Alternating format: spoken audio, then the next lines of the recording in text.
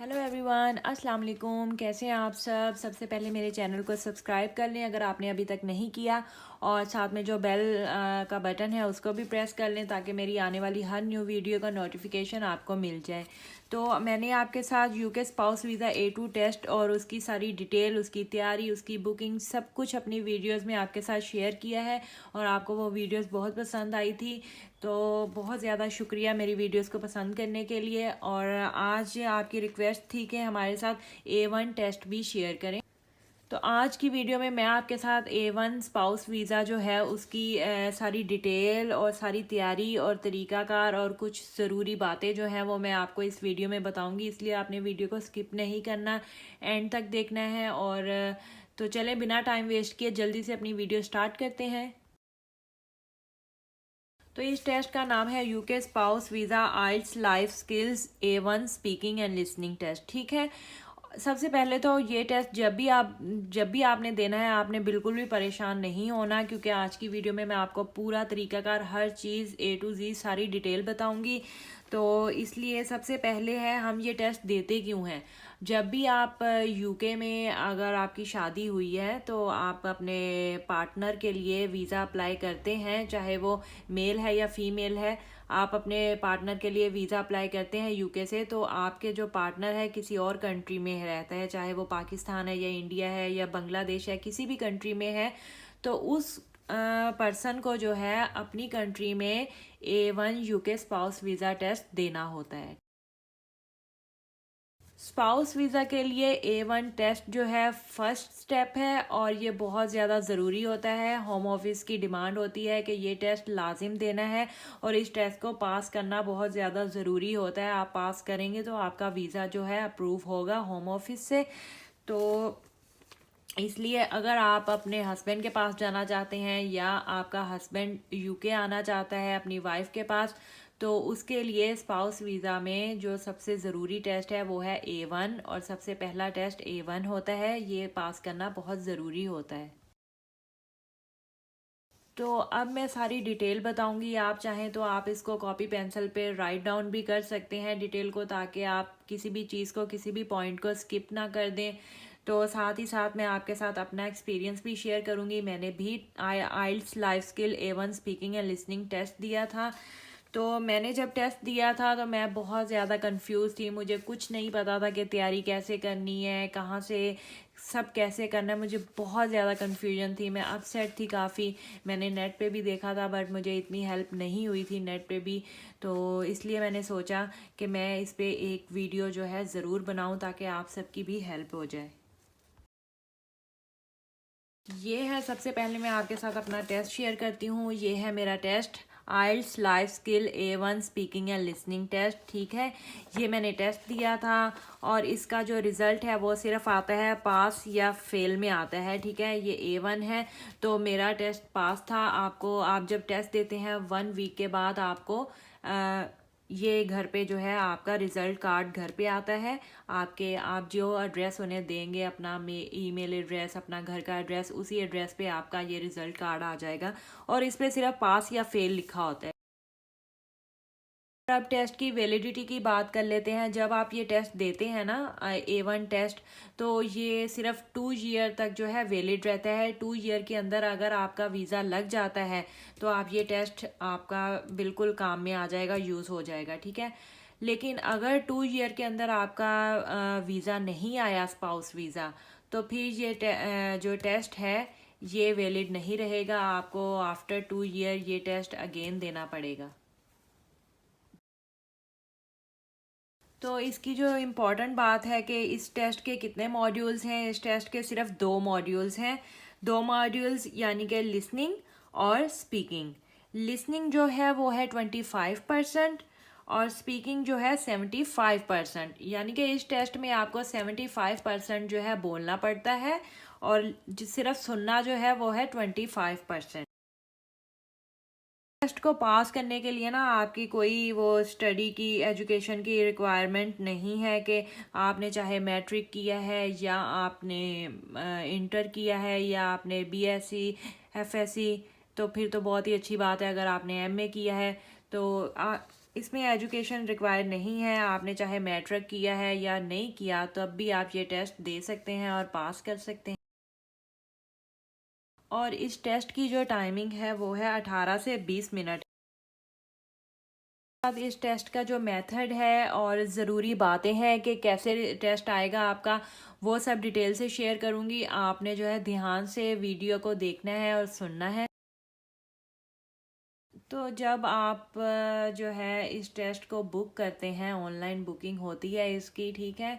तो online book करने के बाद वो आपको इसकी डेट देते हैं, आपको ईमेल सेंड करते हैं। तो उस डेट पे आप अपना टेस्ट देने जाते हैं। ये किसी एग्जामिनेशन हॉल में नहीं होगा ये टेस्ट, बल्कि एग्जामिनर जो है वो आपको जगह और नेम सारा कुछ डिटेल बताएगा जिस जगह पे आपने जाना है अपना ये एग्ज़ाम देने। तो आपने जब जाना है तो एग्जामिनर क्या करेगा, एग्जामिनर दो पर्सन होंगे वहाँ पे, दो पर्सन को एक साथ बुलाएगा, यानी कि आपको और आपके साथ कोई एक और पर्सन होगा, कोई भी दूसरा बंदा जो एग्ज़ाम देने आया होगा, आप दोनों को वो इकट्ठे बुलाएगा। सबसे पहले जब आप अपना एग्ज़ाम देने जाते हैं तो वो आपको डिफरेंट रूम से गुज़रना पड़ता है। एक रूम में आपकी आइडेंटिटी चेक की जाती है, ठीक है, आईडी कार्ड वगैरह चेक किया जाता है। और फिर दूसरे रूम में आप जाते हैं, वहाँ पे आपकी जो है ना वॉइस रिकॉर्ड होती है, ठीक है। वॉइस रिकॉर्ड में वो आपकी करते हैं आई थिंक 3 टाइम, और 3 टाइम जो है आपकी वॉइस रिकॉर्ड करते हैं। उसमें आपको वो पेपर पे लिखा हुआ कुछ भी दे सकते हैं कि ये रीड करें, आपने सिर्फ सिंपली उसको इंग्लिश में लिखा होगा तो आपने उसको रीड करना है। तो आपकी वॉइस रिकॉर्ड करेंगे। वॉइस रिकॉर्ड करने के बाद फिर आप नेक्स्ट रूम में जाएंगे, वहाँ पे वो आपकी पिक्चर बनाएंगे, ठीक है, खुद ही उसी टाइम पिक्चर वो आपकी पिक्चर बनाएंगे, और वही पिक्चर जो है आपकी रिज़ल्ट कार्ड पे लगी हुई होगी। पिक्चर लेने के बाद फिर आपको वेट करने का कहते हैं। वेट करने के बाद एग्जामिनर आपको बुलाएगा, दो कैंडिडेट को, यानी कि आपको और आपके साथ कोई और भी पार्टनर होगा उसको भी बुलाएगा एग्ज़ाम के लिए। इकट्ठे आप दोनों का टेस्ट होगा, ठीक है। और इसमें दो कैंडिडेट होते हैं, एक को कैंडिडेट ए का नाम दिया जाता है और दूसरे पर्सन को कैंडिडेट बी का नाम दिया जाता है। और अब हम बात करते हैं इसमें कितने फ़ेज़ हैं। इस में एग्ज़ाम के फ़ेज़ जो है ना वो 2 फ़ेज़ हैं, ठीक है। फ़ेज़ 1 जो है उसके आगे से 2 पार्ट हैं, 1A और 1B, ठीक है। और इसी तरह फ़ेज़ 2 जो है, फ़ेज़ 2 है, उसके भी 2 पार्ट हैं आगे से, 2A और 2B।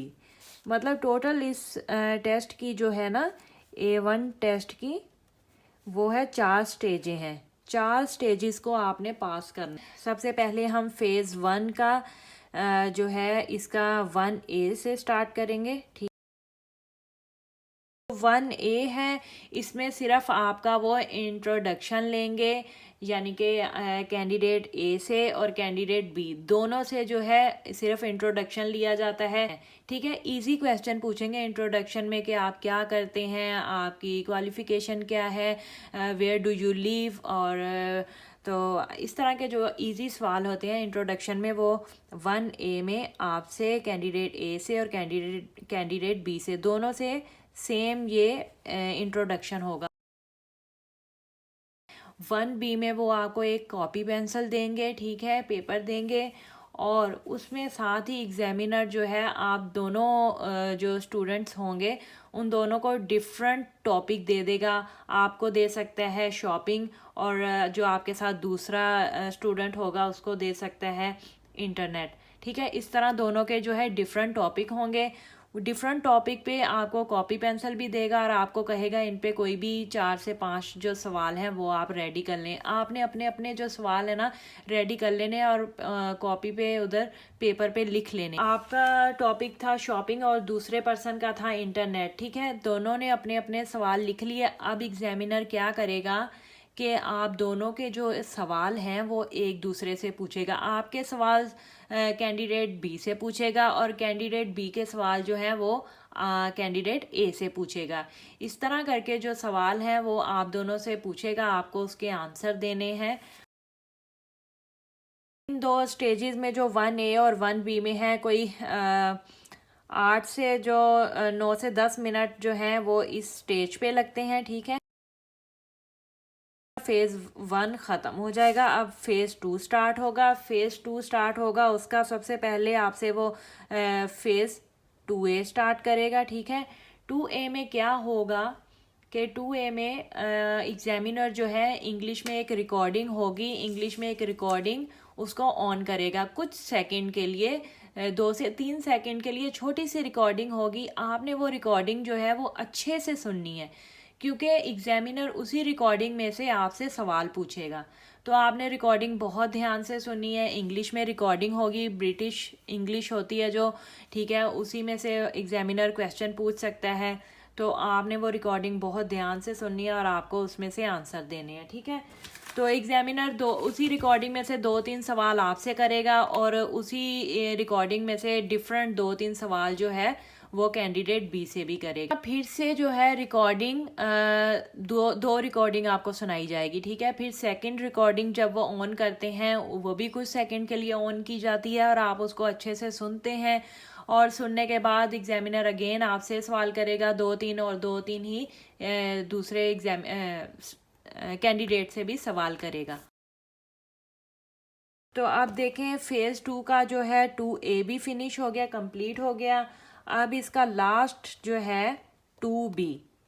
तो 2B में वो क्या करेंगे, 2B में आपको दोनों एग्जामिनर जो है दोनों कैंडिडेट को सेम टॉपिक देगा। एग्जामिनर आपसे कहेगा दोनों आप एक दूसरे से बात करो इसी टॉपिक पे। फॉर एग्जांपल एग्जामिनर आपको टॉपिक देगा जैसे शॉपिंग, तो आप दोनों पर्सन को जो है वो शॉपिंग के ऊपर बात करनी है। आप पूछ सकते हैं डू यू लाइक शॉपिंग, आपको शॉपिंग करना पसंद है, आप कहाँ से शॉपिंग करते हैं, ये सारा कुछ आपने इंग्लिश में पूछना है, ठीक है, दूसरे से।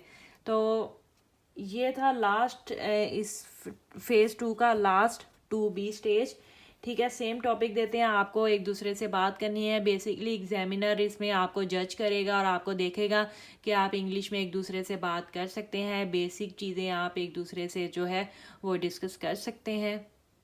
तो ये थे दोनों फेज़ 1 और फेज़ 2 मैंने आपको डिटेल से समझा दिए हैं। आई होप कि आपको समझ आई होगी। अगर आपको कुछ समझ नहीं आई तो आप मुझे कमेंट सेक्शन में पूछ सकते हैं। नेक्स्ट वीडियो में मैं आपको बताऊंगी इसके लिए आपको कौन कौन से टॉपिक जो है वो प्रिपेयर करने हैं टेस्ट A1 देने के लिए, आपको कौन कौन से टॉपिक ज़रूरी हैं, और इसके अलावा कौन कौन से डॉक्यूमेंट्स आपको चाहिए होते हैं बुकिंग के लिए, और वहाँ पे जब आप टेस्ट देने जाते हैं कौन कौन से डॉक्यूमेंट्स आपको अपने साथ लेके जाने हैं। ये सारी चीज़ें मैं अपनी नेक्स्ट वीडियो में बताऊंगी। वीडियो से आपकी हेल्प हुई है और आपको वीडियो पसंद आई है तो प्लीज़ मेरी वीडियो को लाइक और शेयर ज़रूर करें दूसरों के साथ, ताकि दूसरों की भी हेल्प हो जाए। और थैंक यू फॉर वॉचिंग। तो मिलती हूँ मैं आपसे अपनी नेक्स्ट वीडियो में, तब तक के लिए अल्लाह हाफिज़।